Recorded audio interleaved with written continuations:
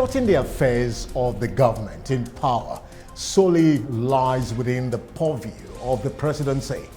Let's find out fresh developments from the presidency.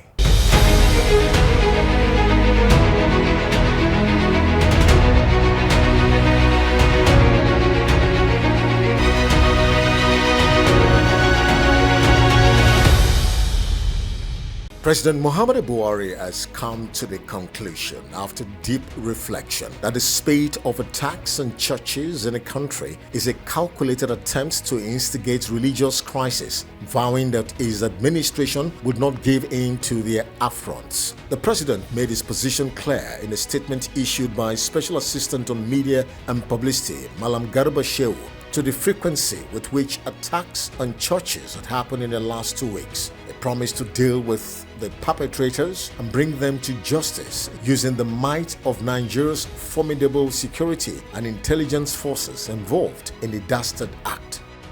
President Muhammadu Buhari on Thursday held a bilateral meeting with Prime Minister of Great Britain, where he reiterated his resolve to respect the maximum term limit in the Nigerian constitution. Mr. Femi Adesina, the President's Special Advisor on Media and Publicity, who confirmed this in a statement in Abuja, said the meeting was held on the margins of the 26th Commonwealth Heads of Government in Kigali, Rwanda, on the keenness expressed by the Prime Minister to help Nigeria in the area of security. The President said helping to stabilize Libya could be an initial good step, noting that the fall of Muammar Gaddafi after 42 years in power had unleashed armed guards on countries in the Sahel, and they are causing havoc everywhere, as the only thing they know how to do is to shoot guns. The British Prime Minister was, however, delighted about the good news on trade between the two countries, adding that the UK was further reducing tariffs on some goods going to Nigeria, describing the relationship between the two countries as very strong.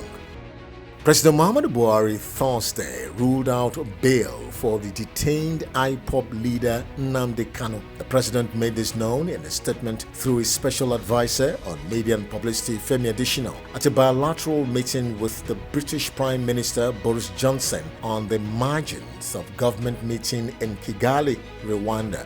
He said Kanu, who is currently on trial, was being given every opportunity under the law to justify all the uncomplimentary things said against Nigeria while he was in Britain. President Buhari argued that considering Kanu's jumping of bail earlier, the federal government may not consider granting him such a privilege anymore.